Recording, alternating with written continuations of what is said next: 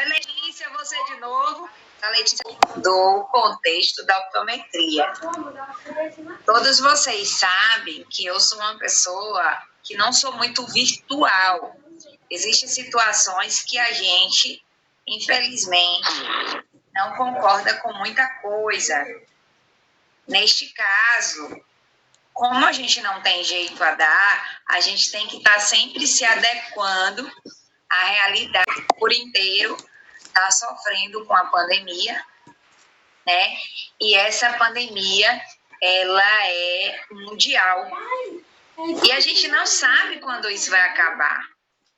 Só que vai chegar um determinado momento que vocês vão parar em optometria à distância, né? Porque não tem condições em certas situações de continuar vivenciando essa parte. Porém, existem situações que a gente ainda consegue, através do ambiente virtual, passar para vocês, né? Então, boa noite. Oi, meu amor, saudade de tu. Daiane, meu bem! Cheguei, viu? Cheguei! Saudade! Oi, Rai! Saudade de tu. Que saudade! Chegou essa daí é minha fã. Essa é. Meu Deus, faça logo isso que eu preciso de consulta. Ser a optometria, né? A gente tem que estar preocupado de ser realmente um bom optometrista. Quem me conhece sabe a valorização que eu dou para a minha profissão. Quem me conhece sabe o respeito que eu tenho com a optometria, né? Porque é uma área muito bonita, é uma área que vocês têm como aproveitar muito. Só que eu entendo, foi o que eu estava falando com alguns alunos, que cada professor ele vai passar de uma forma dentro do mesmo conceito, mas vai depender da forma que é passada. Muitas vezes um vai ter dificuldade, outros não vão ter dificuldades. Muitas vezes o que eu falar vai esclarecer muita coisa aqui, muitas vezes o que eu falar vai ensinar muita coisa aqui. Mas a intenção não é desconstruir nada, né? E sim colaborar e construir. Todo mundo sabe que eu sou uma pessoa que eu detesto apostila. As minhas aulas, elas são feitas, né? Elas são feitas em cima de livros e esses livros, eles são livros que já têm estudos científicos.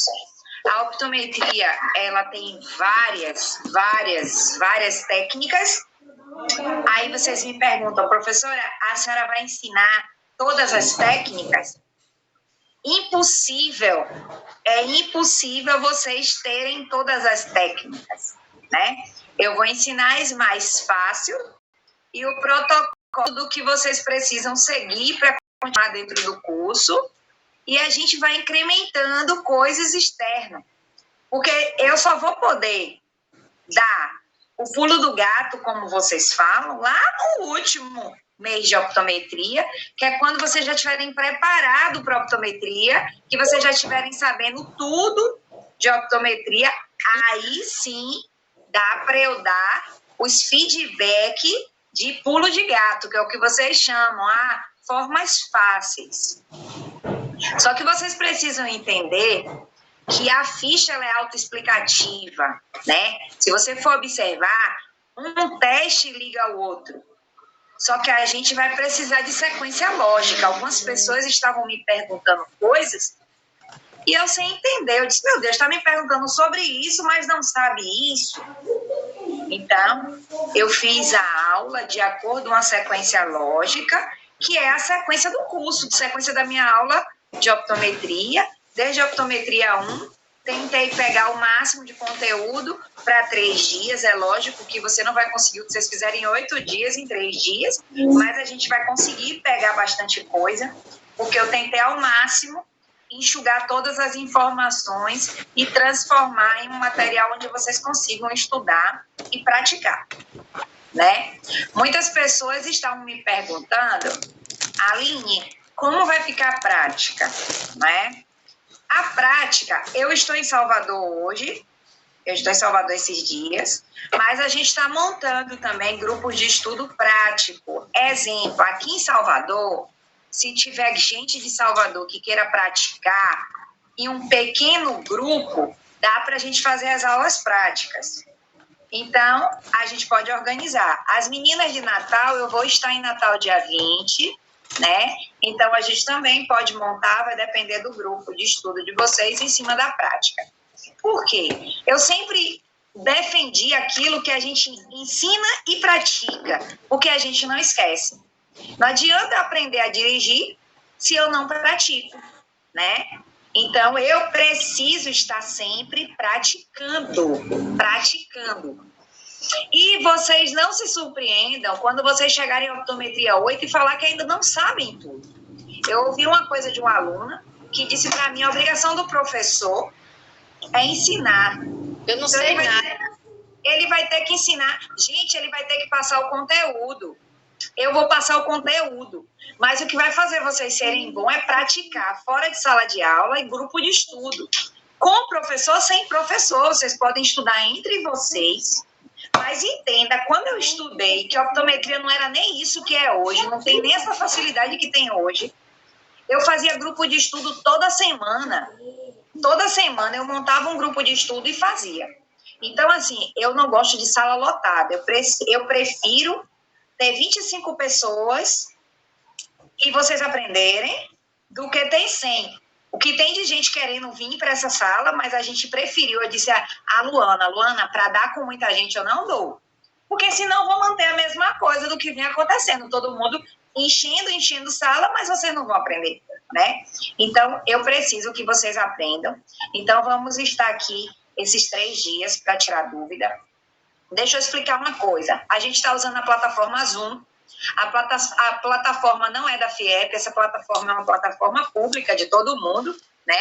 Então, a cada 45 minutos, quando cair, a gente retorna e vocês clicam no link que vocês voltam para a sala de aula, a gente reinicia, tá certo? Mas a gente avisa, Luana vai avisar antes, tá? Eu vou seguir do início, eu acho que já está a maioria das pessoas, todo mundo sabe que eu sou pontual, só vou esperar dar 19h10 para começar, né? E os outros que forem chegando, né, eles vão aproveitando a aula. Eu só acho assim, que se vocês estão fazendo isso, tendo esse sacrifício, não percam hora, não percam a aula, porque o interessante é a gente seguir um raciocínio lógico.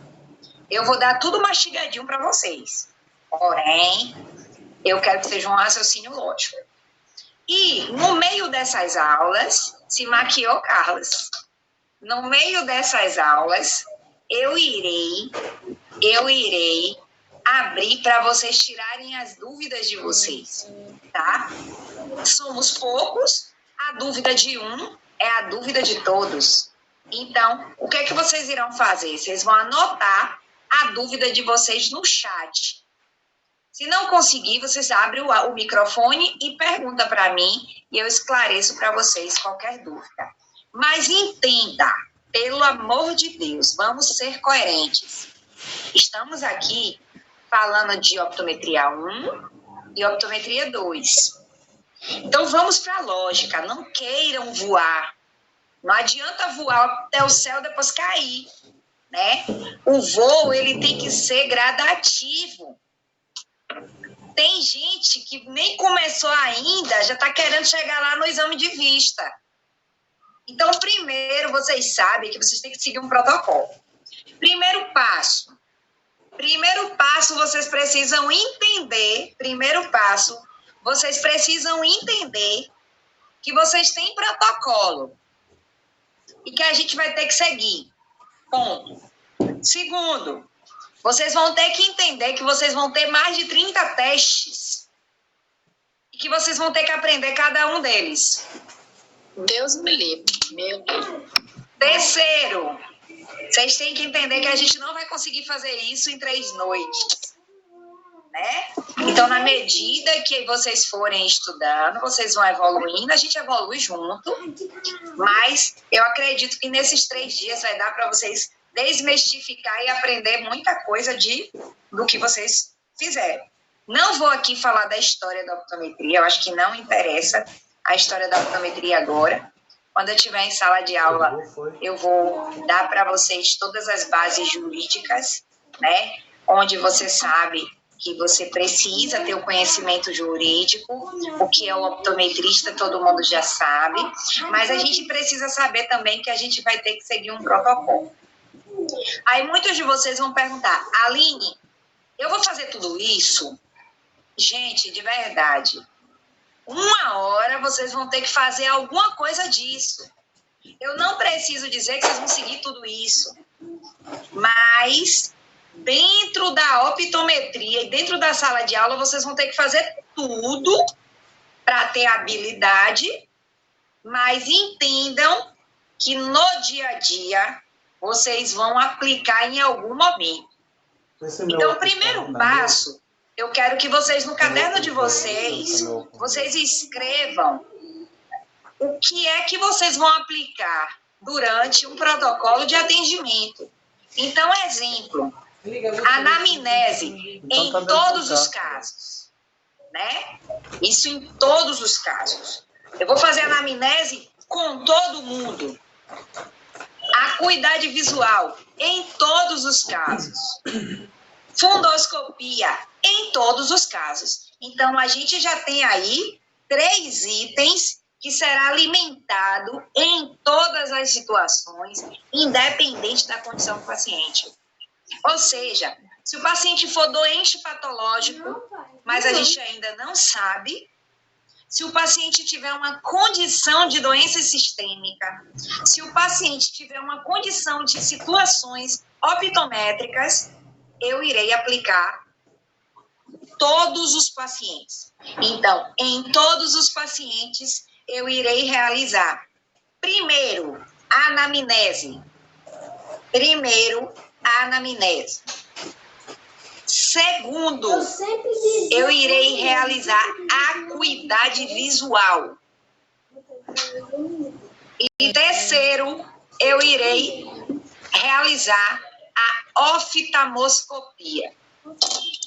Aline, lá na ficha de optometria, tem dizendo oftalmoscopia no final. A ficha que vocês vão utilizar em sala de aula tem dizendo que a oftalmoscopia é no final, beleza, mas um erro de digitação que já deveria ser mudado e que eu bato em cima aqui. Para que eu vou levar o paciente até o final, se no meio do caminho eu posso ter uma intercorrência e entender que aquele paciente não é meu? Então, primeiro passo, por que eu não vou fazer oftalmoscopia primeiro que a anamnese e que a acuidade visual? Primeiro que a anamnese, eu vou fazer uma entrevista que eu vou conhecer o meu paciente e eu vou criar uma relação interpessoal com ele. Então, é o momento que ele vai criar afeto por mim, respeito, e é o momento que eu vou saber com quem eu estou lidando. E é o momento que eu vou conhecer a história dele, não somente a história clínica, como a história dos antecedentes pessoais dele, como eu vou conhecer a história dos parentes dele e vou me aproximar do paciente. Através da anamnese, eu irei sim obter algumas informações, 30% das informações gerais eu vou obter na anamnese através dos questionamentos e das informações que o paciente irá fazer. Até aí tá tranquilo?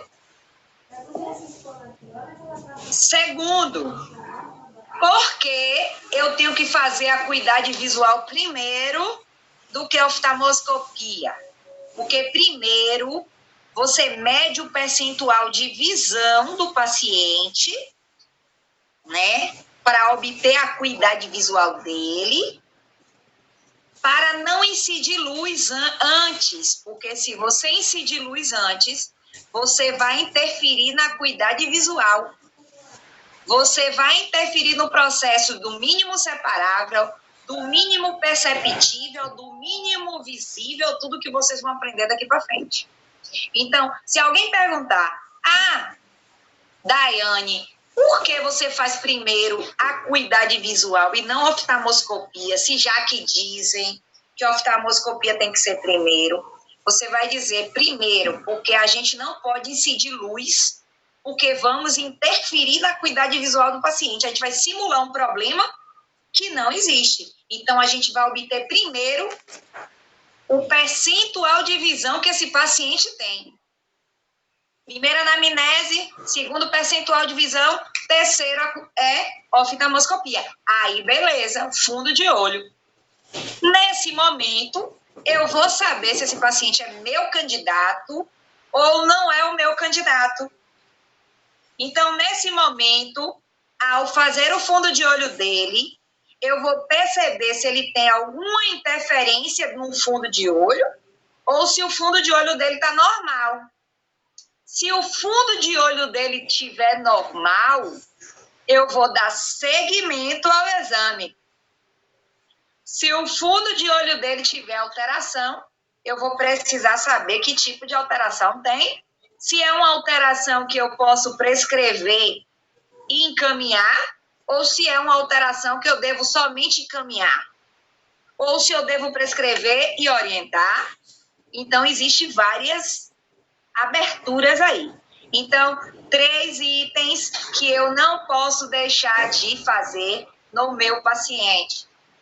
Primeiro, anamnese. Segundo, acuidade visual. Terceiro, o quê? Oftalmoscopia. Beleza? 3 itens que eu não posso abrir mão. Ponto. Aí, vocês aprenderam de acordo com a lógica da ficha, que logo depois vai vir um teste de Eichberg, o teste de ângulo capa, o teste de ducções, o teste de versões, reflexo fotomotor, consensual e acomodativo. Aline, em que situação eu irei utilizar Eichberg, capa, versões e ducções em pacientes que possuem descentrações? Eu necessito avaliar. Mas antes disso, eu preciso fazer o Eichberg. Se eu fiz o Eichberg e ele deu centrado, eu desclassifico vários testes. E escute, eu estou falando do dia a dia, tá? Vocês vão aprender tudo. Mas eu estou falando, por enquanto, o que vocês vão fazer de obrigatório e o que vocês irão fazer e desclassificar.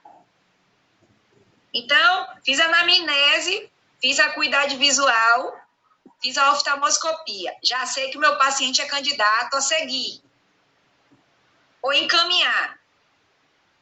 Faço um reflexozinho.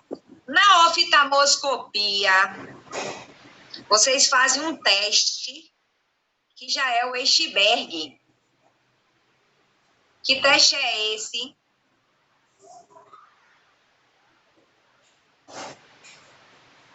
É, né? Reflexo de Brookne. O reflexo de Brookne, você já consegue ver a centralização ou a descentralização do reflexo. Além do mais, na oftalmoscopia, você já vê a mácula. E lá na mácula, você diz que a mácula está centrada ou descentrada. Se a mácula estiver centrada, meu Eichberg está centrado.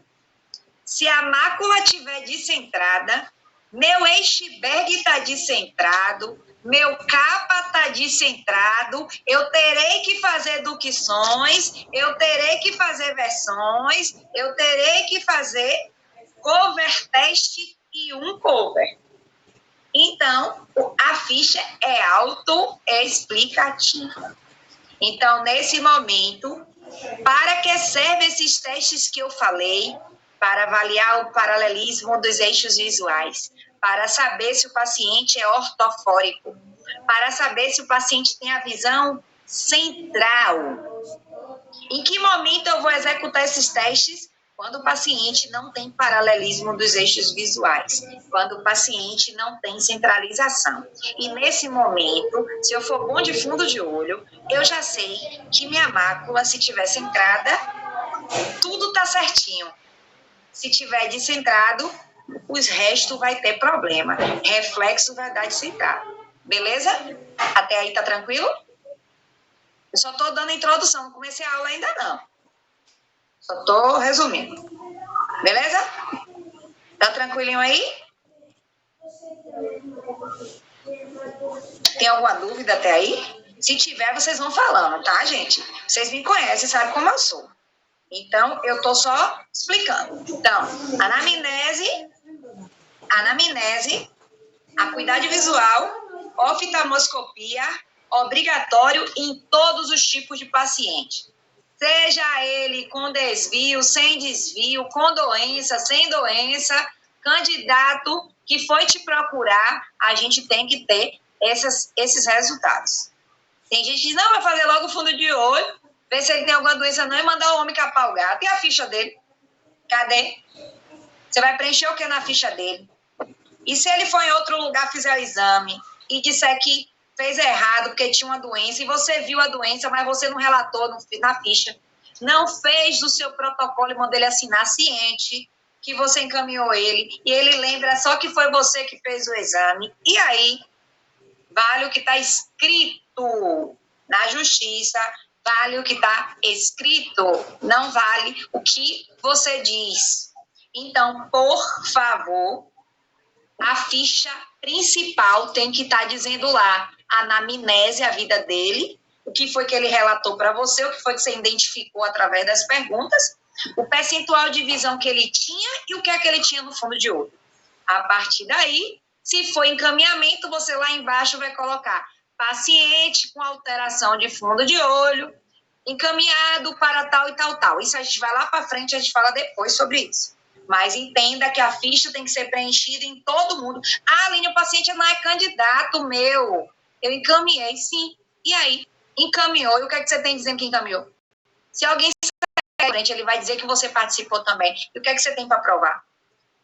Infelizmente, a gente está ensinando a vocês que o optometrista, ele estuda, mas ele tem que ter muito conhecimento para não cair na casca de banana, não ser processado, não ter problema. E o que impede os processos é papel, né? Aline, eu vou ficar guardando papel e infelizmente vai. Porque é papel que garante que aquele paciente que te informou o que estava sentindo.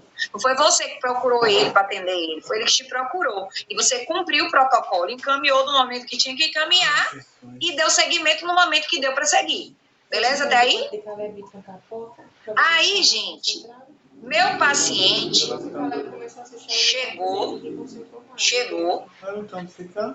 fiz o exame com o optometrista, ela fez dessa forma, fazendo fundo de olho. Por último, eu pensei que ela estava fazendo na ordem errada. Agora estou fazendo o que ela fez com base. Se foi minha aluna, fez com base. Se não foi, acertou. Então, vamos lá. Hoje eu estou bebendo água porque eu estou uma pessoa operada, doente, debilitada. Então, teste de versões, teste de ducções, Eichberg, capa, vai te dar os resultados se caso você tiver desalinhamentos, forias ou tropias, né? No caso da mácula descentrada, a gente já vai eliminar alguns testes. Se a minha mácula estiver descentrada, você já pode riscar na ficha todos os testes binoculares. Ou seja, só iremos fazer testes monoculares. Se o paciente tiver uma atropia, eu não realizo versões. Eu não realizo Eschberg. Eu não realizo PPC. Eu não realizo retinoscopia estática. Então, você bota como observação: pacientes estrábicos ou ausentes de binocularidade, não realizamos testes binoculares. Depois vocês vão na ficha que vocês vão ver quais são os testes binoculares. Outra coisa. Todo mundo sabe que hoje a tecnologia ela alimenta várias doenças. As pseudosmiopias, as alterações acomodativas, né? Então, muito paciente vai simular para você uma presbiopia que não existe nele.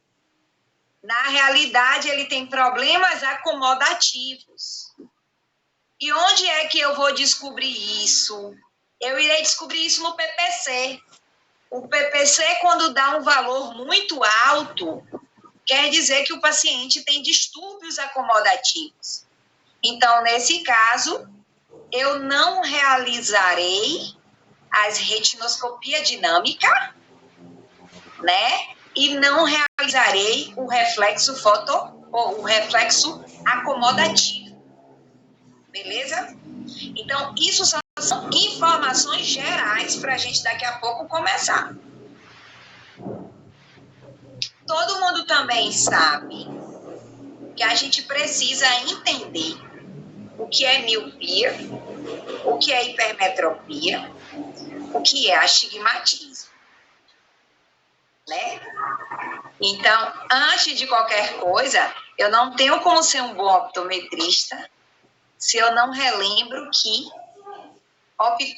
optometria, a base é ótica, mas que a gente tem que saber que a gente tem 3 tipos de alterações aí. Eu preciso me questionar. Eu estou lidando com um paciente que tem uma miopia, uma hipermetropia anatômica, de curva ou de índice. Beleza? Eu preciso entender se eu estou lidando com um paciente que tem hipermetropia de índice, de curva ou anatômica. Nunca queira ser um optometrista sem realizar ceratometria no paciente. Eu só serei um bom optometrista se eu souber levar ceratometria e optometria junto. Mas, Aline, você me ensinou que lente de contato que usa ceratometria. Não. Eu ensinei para vocês que a ceratometria vai te dar indícios de muita coisa. Principalmente se a anatomia da córnea do paciente está ligada à córnea, se o astigmatismo é regular ou irregular, né? Então, o que é que está lidando ali com aquele paciente? Então, a gente precisa saber disso. A gente precisa entender que se a gente não fizer na anamnese questionamentos de uso de fármacos, a gente não vai ter como saber que ele está tendo ali uma refração de índice. Ou seja, os fármacos estão alterando o índice de refração. E quando o índice de refração está alterado, a refração ela é hipercorrigida ou hipocorrigida. Se ela é hipercorrigida ou hipocorrigida, quer dizer que corre o risco de você errar o exame do paciente. Então, em pacientes gestantes, em pacientes que estejam usando medicamentos benzodiazepínicos, em pacientes que estejam utilizando fármacos esteroidal, ou seja, corticoides, a gente deverá ter cuidado para refracionar. Em pacientes portadores de diabetes, a gente deverá ter cuidado para refracionar, porque eles estão alterados com suas refrações. Então, no final de tudo, a gente vai dar a melhor acuidade visual dele e não o que ele merece, porque o que ele merece a gente não consegue obter por conta da condição fisiológica dele, né? Então, a gente precisa seguir esse protocolo e precisa ter bastante cuidado, principalmente durante a anamnese dele, e é justamente a partir daí que a gente vai iniciar os nossos pontos, né? Então, nos 3 pontos, a gente não vai falar de oftalmoscopia nessas aulas, né? Isso vai ficar posteriormente. A gente vai falar de optometria 1, optometria 2, mas a gente pode esclarecer todas as dúvidas que vocês tiverem. Tem alguma dúvida por enquanto, gente? Todas. Tá claro, eu estou conseguindo falar uma linguagem que vocês estejam compreendendo. Você mesmo acaba com sua moral. Não, botei Tá? não. Vou projetar os slides aí, tá? Eu vou mandar para vocês. Qualquer coisa, vocês podem abrir o chat e fazer a pergunta, tá bom? Na medida que vocês forem tendo dúvida, todo mundo já me conhece, já sabe, né? Que eu gosto de esclarecer as dúvidas logo, porque a dúvida de um é a dúvida de todos, né?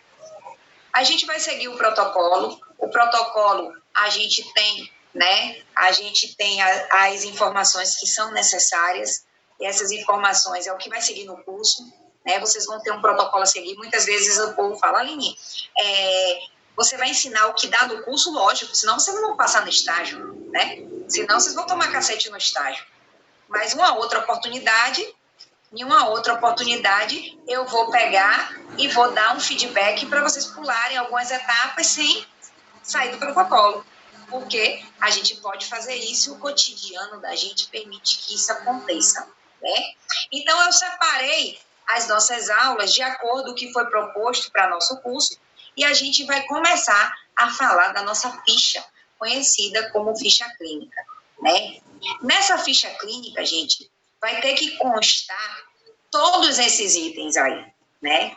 Então, primeiro, na ficha clínica, a gente tem que ter a identificação do paciente, a gente sabe que a gente está lidando com alguém. Esse alguém tem nome, tem sobrenome, tem RG, tem idade, tem ocupação e tudo isso a gente vai precisar obter. Muitas vezes, você diz, Aline, por quê? Hã? Tá travando. Tá travando? Tá dando para me ouvir todo mundo? É porque aqui tá chovendo muito, né? E aí fica travando de vez em quando. Se travar, vocês falam. E aí a gente para e volta, tá bom? Então, vamos lá.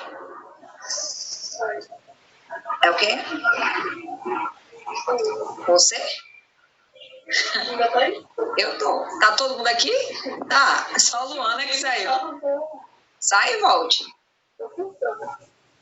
Todo mundo me ouvindo, né? Posso seguir? Tem alguém que não tá me ouvindo? Vai pro chat qualquer coisa, viu, gente? Porque às vezes vocês não querem falar, mas eu escuto, eu leio o chat. Michel, tá tranquilo? Tá acordado? Michel fica dormindo na sala. Manda ele ligar a câmera. Vou mandar ele ligar a câmera. Então, gente, vamos lá. Voltando. Então, na identificação, por quê? Porque todo documento, ele tem valor jurídico, mas ele só tem valor se tiver os dados do paciente. E esses dados, não é só conter o nome dele. Tem gente que coloca só o nome e o último nome. Gente, existem várias Marias, existem vários José, existem vários outros nomes que são semelhantes, né? Se você for procurar, só não vai ter Rafaela Morgana, eu acredito, né? Mas Aline vai ter uma galera, Silva Carvalho vai ter uma galera, não vai ter um hack, mas tudo bem, mas a Silva Carvalho vai existir. Então, a gente sabe que cada um tem um documento e o que vai diferenciar esse documento dele é o RG e o CPF. Então, a gente precisa do nome, do endereço do paciente, do nome do paciente, do telefone do paciente, da idade do paciente, a gente já vai falar já, isso é um protocolo exato a ser seguido, não pode abrir mão. A gente vai precisar fazer a anamnese. Essa identificação do paciente está dentro, né, da ficha de optometria.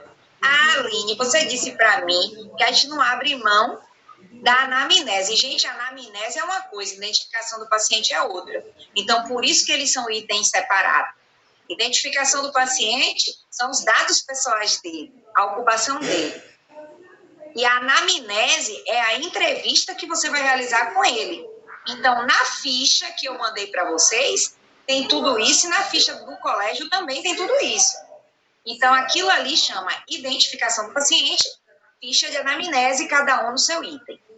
Além do mais, a gente vai ter que saber a dominância ocular. Por quê, gente? Porque todo mundo sabe que a gente tem um olho dominante, não sabe? O olho dominante é aquele olho que controla o sistema. E o que é controlar o sistema? É o que resiste a maiores situações, é o que te dá a melhor qualidade, é o que te permite o maior conforto e é o que aguenta a maior sobrecarga. Porém, é o que é mais danificado com o passar dos anos. Então, geralmente, ele vai te dar mais segurança, mas é ele que vai cansar mais rápido. Por quê? Porque é o que leva a sobrecarga maior por toda a vida. Então, exemplo, quem é destro aqui sabe que a mão de resistência é a mão direita. Quem é canhoto aqui sabe que a mão de resistência é a mão esquerda. Josi? Melhorou, Josi?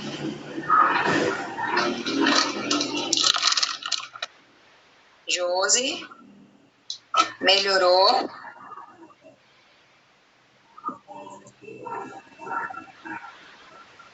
Porque assim, como a gente está aqui, vai oscilar várias vezes, todo mundo sabe, por conta do tempo, por conta de vários fatores. Pessoal de Natal está me ouvindo? Pessoal de Conquista está me ouvindo? Tá todo mundo me ouvindo, gente? Eu preciso que vocês me dêem um feedback. Natal, ok. Todo mundo ok. Pronto. Só a Josi que tá assim. Josi, voltou? Isso. Porque às vezes, se a gente seguir, pode ser que alguém esteja com problema.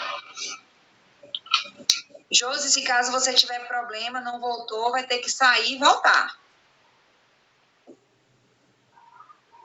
Josi? Camila tá ok? Camila aí, em Alagoas? O Idane tá tranquilo? Raila? Aqui tá super tranquilo, Aline. Tá dando pra ouvir legal. Raila tá tranquilo? Tatiana também tá tranquilo? Cléria tá tranquilo, meu amor? Todo mundo tranquilinho. Só falta a Josi, que eu não sei onde é que ela tá. Cadê ela? Josi?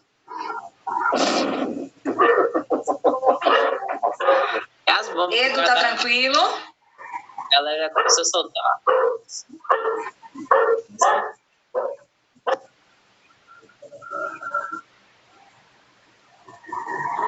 Voltei. Tá me ouvindo, Josi? Tá tranquilo, né? Então, continuando. Beleza. Então, a dominância ocular vai ser importante para a gente determinar, né, qual é o olho que tem, né, uma maior capacidade. Não quer dizer que ele é melhor que ninguém, quer dizer que eles suportam a maior sobrecarga. É que nem o braço, que nem a perna, né, a depender de qual é a mão, qual é a perna que você tem mais segurança. Então, se você é destro, direito, você vai ter mais suporte do lado direito. Se você leva esquerdo, canhoto, você vai ter mais suporte do lado esquerdo. Então, o olho é a mesma coisa. Vai ter situações que você vai ter mais suporte no olho direito, porque a sua dominância é no olho direito. E vai ter mais suporte no olho esquerdo, porque a sua dominância é no olho esquerdo. Aline, pode ser que meu olho é direito, minha mão, eu sou destro, e meu olho direito também? Não, pode existir dominância cruzada.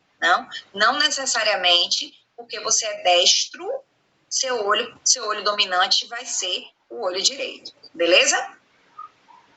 Então, logo depois, a gente tem a acuidade visual, que a gente sabe que a gente vai medir o percentual. Eu vou falar muito bem sobre isso aqui. A gente tem a avaliação ocular, que é o que a gente chama de inspeção do segmento anterior. Isso também a gente não pode abrir mão. Isso a gente tem que estar bastante atento, né? A gente tem a avaliação pupilomotor, que são as avaliações de reflexos motores. Nesse caso, essas avaliações é muito importante para avaliar a comunicação entre o olho e o cérebro. Todo mundo diz, Aline, por que eu realizo reflexo fotomotor? Porque eu preciso saber se meu cérebro está se comunicando com o meu olho. Por isso. Então, por esse motivo que eu realizo reflexos fotomotores. Porque o reflexo, que é incidido através do reflexo de Purkinje, que é através da pupila, né? Aquilo ali são vias chamadas vias aferentes e vias eferentes. Vou mandar, sim, o slide para vocês. Hoje ainda eu vou mandar, tá? É porque primeiro eu estava fazendo a avaliação. Eu só peço que vocês não repassem meus slides, tá, gente? Esse slide foi feito só para vocês. Eu só fiz ele só para vocês, só para dar esse treinamento para quem ficou com essa turma. Então, não repassem não, por favor, porque é um tal de repassar terrível, né? Além disso, iremos falar também da avaliação sensorial. Muitas vezes a gente tem visão, mas não tem percepção. Muitas vezes a gente tem percepção, mas não tem acuidade visual. Quem está assistindo minha aula de anatomia 1 está aprendendo embriologia. Então, é muito importante que vocês voltem a esses conhecimentos. Se vocês quiserem, eu posso postar aqui meus slides também, né, sobre embriologia, que é a fase gestacional. Até a 35ª semana, inclusive, eu mandei para vocês uma pergunta, né? Eu mandei uma pergunta para vocês. E hoje eu recebi um áudio no grupo de um aluno de Macapá, dizendo que foi importante minha aula, que é um absurdo um optometrista não atender uma criança, né? E a gente precisa entender que está tudo ligado. Embriologia está ligado. Primeiro passo, a gente precisa saber que somente ao nascer, o olho da criança ainda está em processo de formação. A formação se conclui com 3 anos de idade. A córnea com 2 anos de idade. Porém, o processo de maturação ainda se dá pelos 24 meses de vida da criança. Então, a gente precisa muito estar ligada nisso. Então, eu falei que lá na anamnese, muitas vezes, a pessoa vai dizer assim, eu vim trazer meu filho, porque o meu filho está reclamando muito, que não enxerga, que isso, que aquilo. E aí eu pergunto para a mãe, qual é a primeira pergunta que eu vou perguntar para ela? Eu vou perguntar de quantos meses o bebê nasceu, né? Se o bebê nasceu de 36 semanas em diante, quer dizer que ele nasceu de 9 meses em diante, ele nasceu com a qualidade visual boa, né? Mas ali ele ainda não tem maturação, porque a maturação se dá ao nascer. Então, muitas pessoas me perguntam, existe diferença entre constituição anatômica e fisiologia? Sim, constituição anatômica é a formação do órgão, do olho. Que formação? Anatomia. Córnea, cristalina, esclera, pálpebra, o aquoso, o movítreo, retina sensitiva, retina pigmentar. Mas a gente precisa saber se aquela estrutura maturou. Por quê? A maturação de algumas estruturas se dá a partir da 35ª semana de gestação.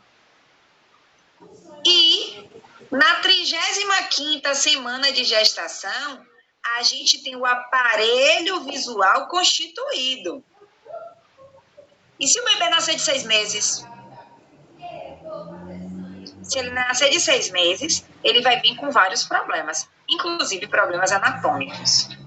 Então, quando a gente nasce, gente, o olho nasce com 16,5 milímetros, né? E a gente sabe, ó, vai bagunçar a aula de outro, viu? Ai. Então, a gente sabe que a gente tem aquela historinha que todo olho nasce hipermétrope, né? Por que hipermétrope? Porque o olho, propriamente dito, ele só forma 24 milímetros, ele só se forma 24 milímetros a partir do 3º mês, ou 3º ano de vida. Ou seja, com 3 anos de vida, o bebê atinge um tamanho anatômico semelhante ao do adulto. Aline, mas na sua aula e na aula de alguns professores, a gente fala sempre de 8 anos. Calma aí. 8 anos, maturação, motricidade, mobilidade, recuperação de desvios, né? Então, por isso, 8 anos, a gente dá uma limítrofe, um limite máximo. Hoje, já mais um pouquinho com as novas técnicas comportamentais, com as novas técnicas de neurológicas, a depender do tipo do problema. Então, a gente precisa entender que se o bebê nascer a menos que 35 semanas, ele vai ter problemas visuais, né? Vai ter problemas visuais. Então, nesse caso, ao nascer, o bebê nasce com 16,5 centímetros no seu comprimento antero-posterior, ou seja, seu comprimento do globo ocular. Sua córnea nasce aproximadamente com 50 dioptrias e toma um tamanho normal aos 2 anos de idade. A córnea do bebê, aos 2 anos de idade, se forma. Raila está perguntando aqui, o glaucoma congênito é decorrente disso também? Sim. O glaucoma congênito é uma má formação da malha trabecular que se dá proveniente de malformações hereditárias ou formações dadas na gestação do bebê. Então, glaucoma congênito é um dos problemas de má formação. Então, se é má formação, aconteceu antes da 35ª semana de vida intrauterina. Vou dizer aí mais ou menos com 21 semanas de vida, que é quando iniciou a produção do músculo ciliar, né? É quando começou a se formar as câmaras anteriores e câmaras posteriores. Então, a malha trabecular fica na câmara anterior. Então, se lá na 21ª semana de vida ele teve um problema nessa malha, o que aconteceu? Ele nasceu com glaucoma congênito. Respondido, Raila. Mais alguma pergunta, gente? Tá tranquilo aí? Tá bem direitinho? Tá todo mundo na paz do Senhor? Tá, né? Tá calado? Então, o que é que acontece? A gente precisa fazer avaliação sensorial. Essas avaliações vai depender de vários fatores. A gente vai precisar executar vários procedimentos. A gente vai ter que treinar esse paciente. Exemplo, eu falo direto. Na minha mesinha, ela não pode faltar lápis de cor. Algumas pessoas que já atenderam comigo, né, devem ter visto que tem 3 cores. Hoje eu emprestei o lápis de cor para o meu filho pintar, mas vamos simular. Existem 3 cores que eu não poderei deixar de ter para atender uma criança, né? Eu não posso deixar de ter o verde, eu não posso deixar de ter o azul e eu não posso deixar de ter o vermelho. Alguém sabe por quê? Alguém sabe me dizer por quê? Alguém sabe me dizer Por causa dos cones, professora Lina. Exatamente. Por conta, para saber se o meu bebê é tricromático. Isso. Né? Então, vocês que vão ser optometristas, a gente vai saber. E quando é que isso acontece? A partir da 24 meses, podem anotar aí. Com 24 meses de vida, não é de gestação, com 24 meses, 2 anos, os bebês já têm a maturação e formação da visão cromática e do tetracromatismo. Já aconteceu a diferenciação dos cones e dos bastonetes. Então, eles já se tornam pessoas que já enxergam o colorido tranquilo.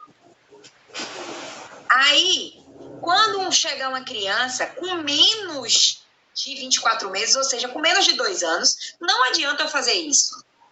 Por que não adianta eu fazer isso? Porque ele está maturando, ele ainda não tem problema, ele ainda não tem desenvolvimento dessas células, né? Tem as células? Tem, mas ele vai confundir as cores porque não tem maturação. Mas chegou uma criança que já tem mais de 2 anos, ele tem a obrigação de me dizer as cores, porque já maturou, exceto o bebê prematuro. Que se o bebê prematuro nasceu antes dessa fase de maturação, ele vai atrasar. Não quer dizer que ele não vai enxergar, quer dizer que ele vai postergar o problema. Então, se ele nasceu de 6 meses, você vai começar a contar que ele tem um atraso de 3 meses na sua formação. Então, se ele chegou no seu consultório, fez 2 anos, ele não fez 2 anos ainda, porque ele nasceu de 6 meses. Ele vai fazer, então não adianta fazer o teste de tetracromatismo, porque não vai dar certo. Então, eu vou perguntar para ele, que cor é essa? Ou então eu vou dizer para ele, cadê a cor vermelha? Aí ele vai vir aqui e vai puxar da minha mão. Cadê a cor azul? Ele vai vir aqui e vai puxar da minha mão. Cadê a cor verde? Ele vai vir aqui e vai puxar da minha mão. Só que, geralmente, eu coloco várias cores no meio, né? Eu vou pegar todas as cores que eu tenho, todas as cores que eu tiver, e vou colocar na minha mão para induzir ele a realmente fazer a diferenciação de que cores ele tem, né? A partir do momento que seu bebê, sua criança, está no seu consultório e ele te disse o vermelho, te disse o verde e te disse o azul, seu bebê é um bebê tricromático. Ele enxerga as cores e não é daltônico. Beleza? Até aí? Ninguém faz isso, né? Os optometristas estão precisando uma surra. Vou arrumar meu pincel. Tranquilo, gente, até aí? Aí depois iremos fazer os exames refrativos, todo mundo vai aprender ainda essa parte. Provas ambulatoriais e conduta, que é como você vai lidar com aquele paciente. A Manajara, ela está perguntando o seguinte, o daltonismo pode ser adquirido? Não. O daltonismo é uma doença genética. É uma doença que está no cromossomo, na ausência de um cone, de 2 ou de mais cone, ou de mais estrutura, ou na má formação da maturação visual do paciente. Muitas vezes as pessoas me dizem, Aline, eu li em uma literatura que diz que toda criança é daltônica. Aí vocês têm que ser inteligentes, porque vocês são optometristas, todo optometrista é inteligente. Aí vocês vão dizer o seguinte, não é que ele seja daltônico. Primeiro, que o daltonismo é uma doença genética, está na genética da criança, né? Pesquisas atestam cientificamente que o daltonismo é genético. Segundo, as pesquisas também dizem que A criança, ela não nasce daltônica. Ela nasce com a ausência de maturação dos cones e dos bastonetes. Então, somente quando ela faz 2 anos de idade, esses cones e esses bastonetes se conclui sua maturação, ou seja, sua fisiologia, sua diferenciação. Por quê?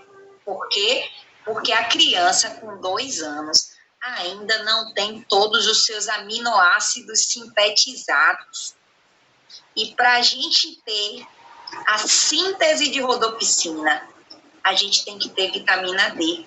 Por isso que seu bebezinho, quando sai do hospital, o médico diz, leve ele para tomar sol. Porque a vitamina D, ela só é sintetizada com o sol. Se você não toma sol, você não tem vitamina D. Se você não toma alguns alimentos, você não faz a vitamina C. Você não produz vitamina B12, B2. E aí o que é que acontece? O bebezinho passa pela fase de quê? A limitação. Até o 6º mês, o bebê só toma leite materno. O leite materno não é adquirido essas vitaminas. Somente quando ele começa a alimentação de verduras, essas coisas, que ele começa a produzir vitaminas. Principalmente as não essenciais, que são as que não são produzidas pelo nosso corpo. Então, nesse momento, o bebezinho começa a consumir e o corpo vai sintetizando. Então, a gente lembra que a gente tem a rodopsina. Aí, a rodopsina, ela é originada da vitamina A. A vitamina A é sintetizada pelo nosso corpo. Ela preconiza a rodopsina. A rodopsina produz o cis-retinal. O cis-retinal produz os cones. Os cones se unem com os bastonetes, que é a rodopsina que produz, e interage fazendo a fotoquímica da visão. Nesse momento, ele transforma a luz em estímulos nervosos. Então, se ele transforma a luz em estímulos nervosos, ocorreu a fotoquímica da visão, ele vai ser enviado para o cérebro essa informação. A partir daí, aí sim, a criança começa a ter a acuidade visual e formação da maturação da fóvea. A fóvea se matura nos primeiros meses de vida. Eu vou mandar para vocês os slides também. Porém, o córtex visual e o quiasma óptico é na 35ª semana que começa a sua maturação. Quiasma óptica é onde vai passar o cruzamento dessas informações, né? Então, por esse motivo que o bebê se torna daltônico, que não é daltônico, né? Que é um paciente sem contraste. Mas eles usam daltônico porque é mais bonitinho. Só que daltonismo é uma doença. E é uma doença que não tem cura.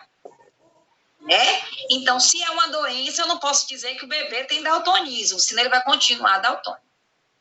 Tranquilo? Manajara? Pode acontecer uma criança diferenciar as cores antes dos 2 anos? Pode. Essa semana eu estava falando sobre isso. Depende de como você se alimentou na sua gestação.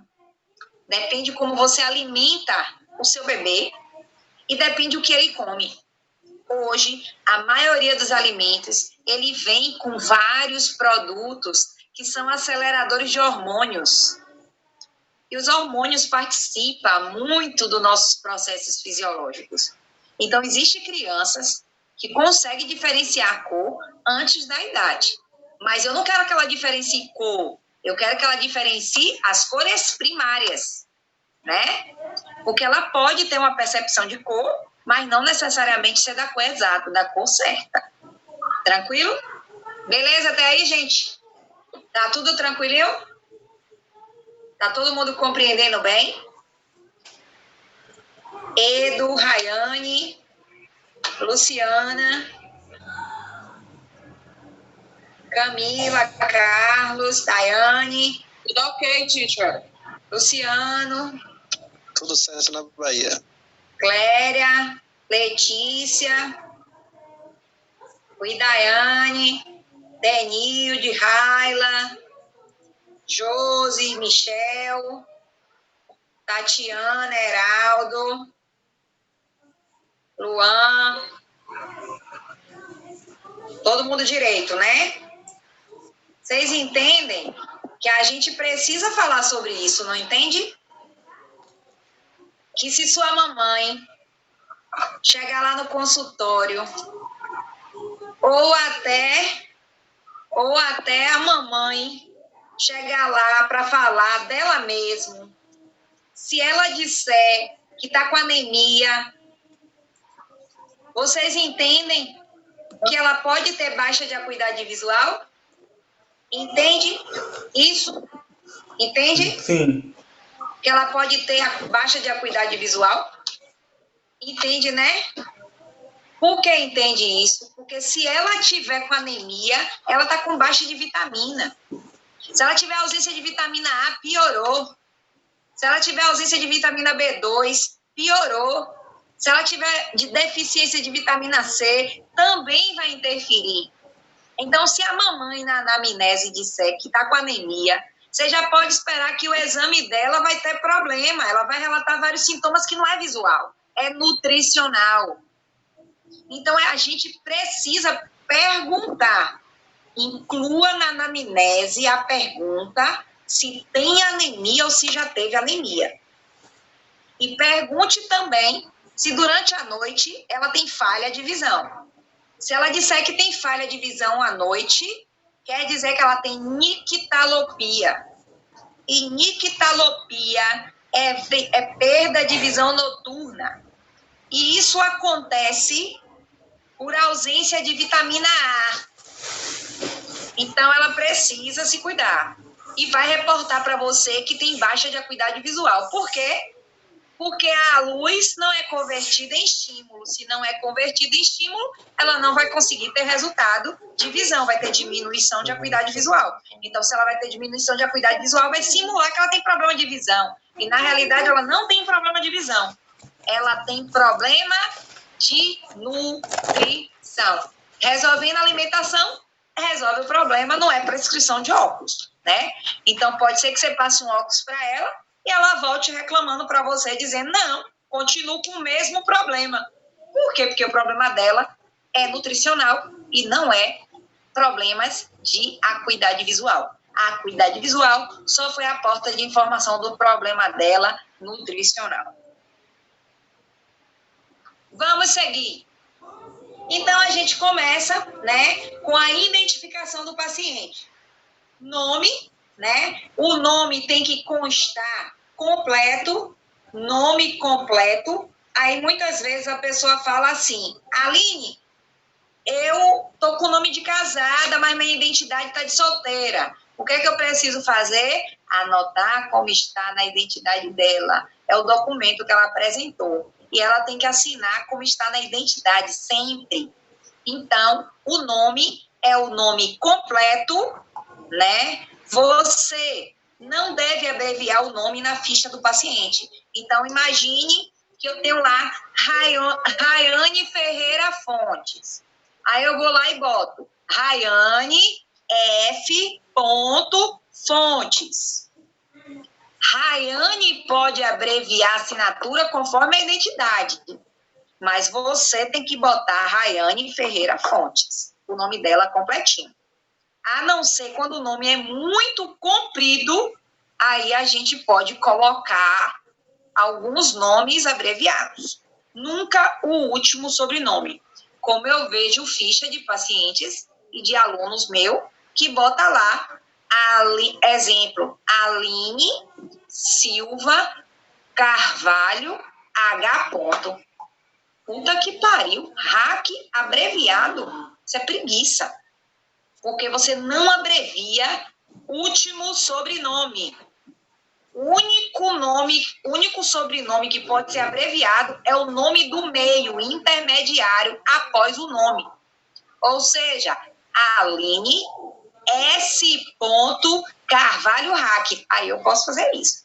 Ou então eu posso Aline S. Silva Carvalho, botar C. e o Hack.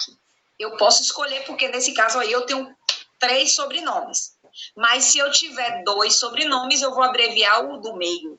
O Silva vai ser abreviado. Mas o Aline e o Carvalho, nunca eu poderei abreviar. Idade do paciente. Eu preciso me preocupar com isso. Vou dar um exemplo muito bom, que é o da minha mãe. Minha mãe vive fazendo documento e diz que tem 61 anos. Mentindo. Ah, mas painho disse que registrou eu mais velha. Aconteceu muito naquela época. E a gente vai ter que tomar cuidado com isso. Porém, para quem tem ficha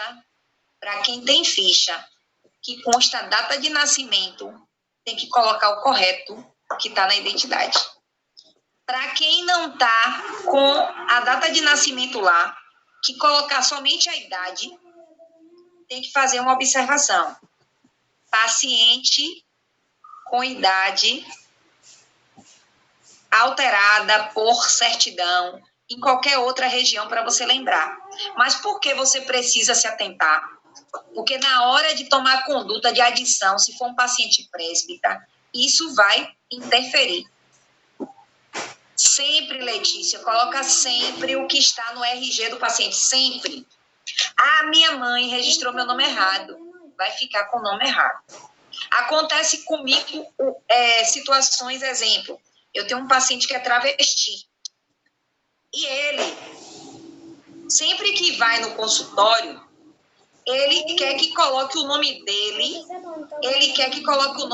de Guerra, que é o nome que ele fala, nome que ele inventou. E esse nome que ele inventou não existe. Só isso, Clélia, nome social, é o nome dado agora.